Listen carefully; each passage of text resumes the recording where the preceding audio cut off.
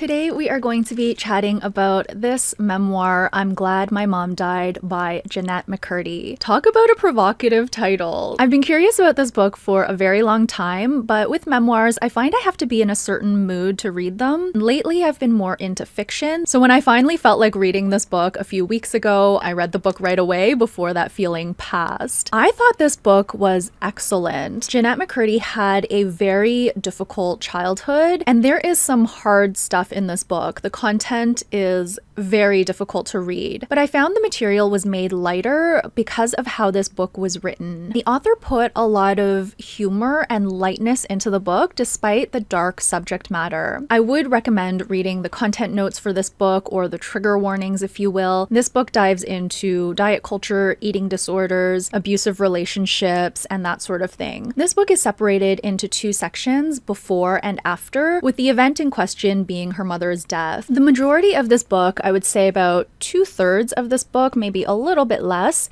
deals with the before, and the last third, or a little bit more than that, deals with the after. And the story is told in snapshots. Most of the chapters are very, very short. They are similar to how memories would come up. Jennette paints us a picture of specific stories about her life. The stories feel very real and very raw and very from the heart. One of the things that really resonated with me is that when you're a child and you're in an abusive situation, you may not recognize it as such. So in the first half of the book, Jennette really talks about her love and adoration for her mother. The reader knows that this is an abusive situation, but the child in the book going through the situation doesn't realize it yet. It's only when Jennette becomes an adult and goes into therapy that she realizes that, wait a second, something was not right about some of these situations. So there's that aha moment and that clarity that happens in this book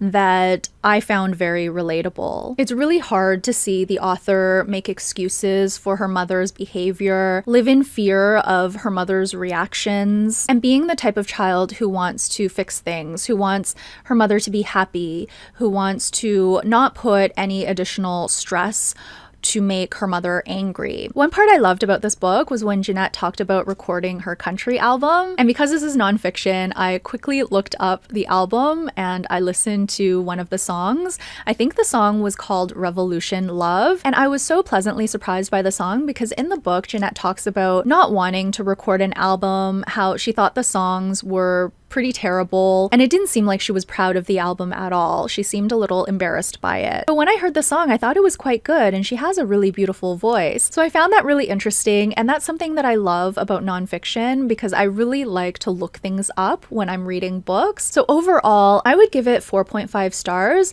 I always find reviewing memoirs a little bit tricky because I think I tend to err on the side of being too generous, but I do think this book deserves a 4.5. The only thing I could think of to prevent me from rating it 5 stars was that I found the vignettes a little bit choppy. I found I had a hard time situating each story in Jennette's life. In other words, I didn't really know what age she was in each vignette, and I can't remember if it was all chronological or if there were jumps backwards, but there were a lot of chapters, a lot of vignettes. I would have liked some of the vignettes to be a little bit longer and perhaps to provide more clues as to Jennette's age at each point in time. But that is such a minor thing, and for my Goodreads review, I would give it 5 stars. For this one, I'm rounding up because I know how difficult it is to write memoirs, and especially when the material is hard, it's really, really difficult to translate that onto the page.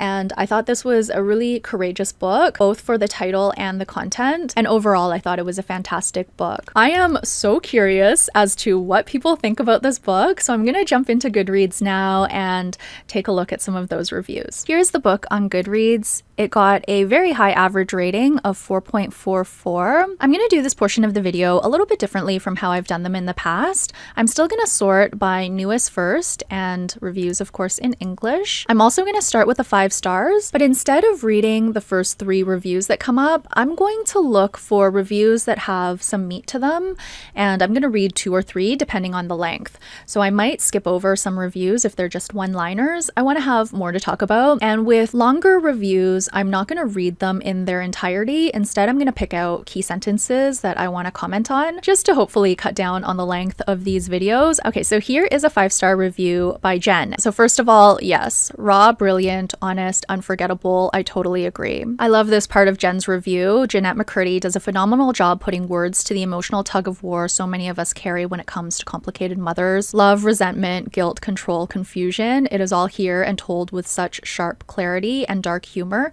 that I could not stop reading. And I 100% agree with this. Because the material is so serious, there's like a gravity to it that was made a lot lighter with the way that Jennette wrote the book and also the humor she infused into it. And the humor never felt belittling.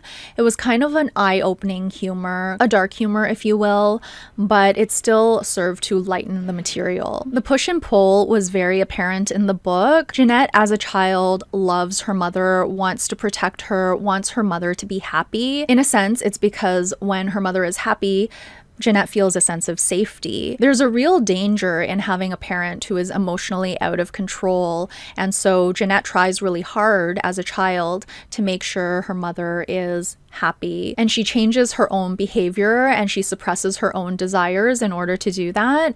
And as someone who has done that in the past in a lot of different situations, I find it very relatable and also very heartbreaking. There are so many great lines in this review. Jennette McCurdy tells the truth without apology and somehow manages to make it both heartbreaking and empowering. And I loved the ending of this book when Jennette visits her mother's grave and she has this internal conflict where she feels so guilty for not going every week or every day like her mother had wanted. At the end, she realizes she's never coming back. I found that incredibly empowering, and I love that the book ended that way. That was a great review to start with. Let's see if there's another one. This short and succinct review by Little Nerdy Kitten, it encapsulates why I think this book was so well written. A page turner by how honest and raw it was. She was simply telling a story, not self-reflecting, just a story of life, and that was enough, a story of her life. I love that Jennette told her story without telling the reader what to think. It allows the reader to have our own experience with the book, and I think everyone will get something different from the book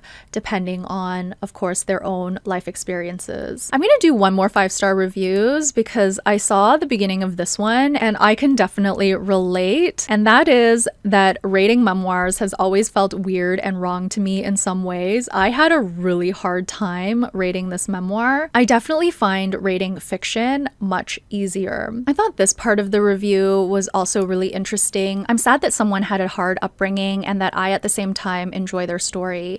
I'm confused in my feelings. I know that this isn't just for enjoyment. There is wisdom in this, and maybe to help people who are in similar situations and a spotlight on the entertaining business. I'm still confused though. I think good memoirs do leave you feeling a little bit conflicted because memoirs usually have some kind of a shock factor, something that is not just someone living an ordinary life. There has to be something compelling for people to want to read it. So there is kind of a sense that you're gawking at tragedy. But at the same time, even though I didn't have the same experiences as the author, I found the overall themes very, very relatable. There's an expectation in our society, and that's perpetuated by some of the people around us to look a certain way or to behave in a certain way. And there's also this stigma against saying anything bad about your parents because then people will think you're ungrateful. I have a lot of mixed feelings about my childhood, but that doesn't mean that I'm not grateful to my father for raising me. So even though the specific details might be very different from my life, I did find the overall themes incredibly relatable. Let's now move on to the 4-star reviews. Here's one by Sarah, and I just want to touch on this part of the review. Wow, this was so sad to read about and totally changed my perspective of iCarly now. I forgot to mention at the beginning of this video that I never watched iCarly growing up or even Nickelodeon. I'm almost a generation older. I am 47 right now, and I think Jennette McCurdy is 33 if I'm not mistaken. I didn't know who Jennette McCurdy was before I picked up this book. It was really the title that grabbed me, and also I had heard really good things about the book, that it was a great memoir. So I did find myself Googling a lot because there were references to shows and songs and people that I had never heard of. But even not knowing who the author was was and never having watched her shows, I still found this book very captivating. Oh yeah, here is a similar review. I enjoyed reading this despite not being a Nickelodeon kid growing up. This line in Lisa's review is fantastic because it is absolutely true. She never came across as a whiny, spoiled child star. This didn't even cross my mind when I was reading the book, but now that I'm reading this review, I'm like, oh yeah, that's so true. She doesn't come across that way at all. Let's move on to the 3-star reviews. Here's one from Katie. Heartbreaking story, but not very well written. So that is basically the opposite of what I said. I thought it was very well written. It's written in a very straightforward way. It's not a literary memoir. There's nothing complicated about it. I tend to like books that are very easy to read and very straightforward. So I think this is just a matter of opinion. This review from S looks like it's got a lot of meat to it. So I'm going to do a quick scan to see if there's anything I want to react to. Right off the bat, I agree with the first paragraph. Jennette does do a strong job of descriptively painting a vivid picture throughout each individual story, communicating a strong overall message. However, the broader stylistic choice and structural frameworks I found questionable. The angle the book takes is one where you only know what Jennette knows and feels in the very moment. You grow up with her, joining her at each stage of her journey, and is written as retrospective free. I really loved that about this book, but it sounds like this reviewer didn't appreciate it as much as I did. And the reviewer does say the book would have to play catch up with itself later on, and when this did happen, it felt abrupt. It did feel abrupt, but to me, it felt like I was having the aha moment with the author. It did feel very jarring, but it parallels how I've felt in some of my breakthroughs during therapy, where I had realizations about my previous patterns of thought and behavior in relation to another person. So for me, I loved that about this book. This part of the review I definitely agree with because it was my reason for not giving this book 5 stars. The book also jumps around in timeline, going in and out and to the next often related situation too abruptly, and leaving gauging how far the timeline has jumped and the surrounding context, such as how old we are in the next chapter, feeling unintuitive and scattered. I do agree with that. I did feel a sense of authenticity in this book. It felt very real and very raw. And the last line in this review, I wish I could say I enjoyed reading this book, but it's pretty bleak, devastating, and raw. Clearly not made for quote-unquote enjoyment and not comedic. I wouldn't say I found this book to be comedic, but there is some humor, as I mentioned, that lightens things up. That being said, I agree that the material, the content in this book is bleak, devastating, and raw. That was a long review, so I'm going to move to 2 stars now. I can totally see where Brett is coming from in this review. I did not like this book. I did not like it one bit. I can, however, appreciate it for what it was, a reflection on healing and empowerment, and a mostly well-written one. I wouldn't necessarily say I enjoyed this book. It's not a pleasant read, but I think it did help me a lot in terms of giving me some perspective and also reinforcing the fact that therapy is very helpful. I don't think the author would have been able to write this book without having gone through a lot of therapy, and I see the benefit that I have in therapy, and I almost see this book as being part of my therapy journey. So did I like this book? Did I enjoy this book? I can't really use those words, but for me, it was a 4.5 star book. Christy gave this book a 2-star review for juvenile writing, poor storytelling, and flat, emotionless audiobook narration. It's also not in the least bit funny and has a terrible title. I had a completely different experience, and maybe that speaks to what I said at the beginning of this video, that you will get different things out of this book depending on your own life experiences. I've already talked about the writing. The audiobook narration I can't speak to, but in some of the positive reviews that I had skipped over that talked about the audiobook, I thought I saw that the audiobook was narrated by the author and that it was very emotionally resonant. Can't really speak to that, but the other points I don't really agree with. The title, though, is an interesting comment. I think it's a great title to sell books. Does the title reflect the content of the book? I don't really think so. This book is about more than the author being glad her mom died, but I understand why they chose this title. It's provocative and it's memorable, so that's just good marketing. The last review I'll react to in the 2-star category is by M, and there were specific things that I wanted to highlight in this review. The first is that it was picked up for a series, and I believe Jennifer Aniston is going to be playing the mother. I would be very curious to watch this series. It's supposed to be 10 episodes and they haven't announced the release date yet, but I just wanted to mention that since it's part of the review. I was a bit surprised by this part of the review. Despite the difficult experiences she endured, what stood out to me more was her tone, one that often felt self-centered, ungrateful, dramatic, and envious. Yes, her hardships were real and painful, but many of the struggles she recounts are unfortunately not unique. I don't know what to think about this because I had such a different experience with the book. Of course, the book is going to be quote-unquote self-centered. It's a memoir. It's about Jennette, but I didn't find her to be ungrateful, dramatic. She does admit that she was envious, and there is another line in the review where we can talk about this a little more. The reviewer goes on to write, "What unsettled me was the way she positioned herself as singularly wronged or exceptional. I don't think she positioned herself that way at all." And then this part of the review says, "Ironically, the plot twist about her father not being her father was my favorite part. It brought a soap operatic flair, which I found entertaining. Sorry." This part bothers me a little bit, and it also makes me think that this reviewer might be better off reading fiction. To use this detail as something where, oh yeah, plot twist. Well, no, it's not a plot twist. This is someone's life. This is a memoir.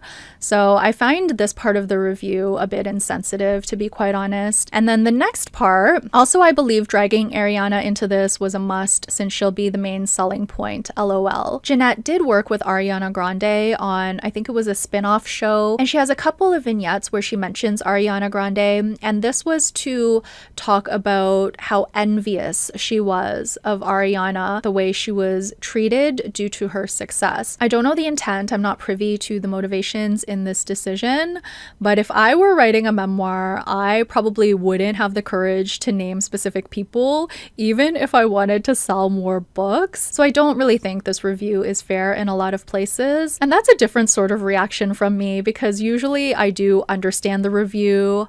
I can see where the reviewer is coming from. I think the review is fair. That review got me a bit worked up, so I'm a bit nervous to see the 1-star reviews. Courtney gave it a 1 star. I was bored the whole time. And this is another negative review for the audiobook. Angie gave it a 1 star. Terribly triggering descriptions of spiritual abuse, child abuse, eating disorders, purity culture, and codependency. Too much trauma porn for me. I can see how the material in this book would be triggering, so again, I would recommend reading the content notes or the trigger warnings before you start this book. This content goes from beginning to end in this book, so I can see why someone would say it was too much trauma porn for them. The last review I'm going to react to in this video is from Victoria. Anxiety inducing, and not in the I must keep reading way, but in the manner that was quite frankly triggering or otherwise unnerving. I could totally see this, and I wouldn't be able to read this book if I was in a different headspace. I would read it quickly rather than slowly because I don't want to drag out this material. I think if I had put this book down, I probably wouldn't have picked it back up again. I don't know a lot about Jennette McCurdy, but she is 33 now. I think her audience would have grown up with her, so I'm assuming they would be in their late 20s, early 30s as well. This book is definitely a book for adults. This is a tricky point though, because you don't know who's going to pick up this book and who's going to read this book. And there are some pretty explicit details about calorie counting, restrictive eating, eating disorders, and the like. I don't think an author would want to perpetuate harm with their material,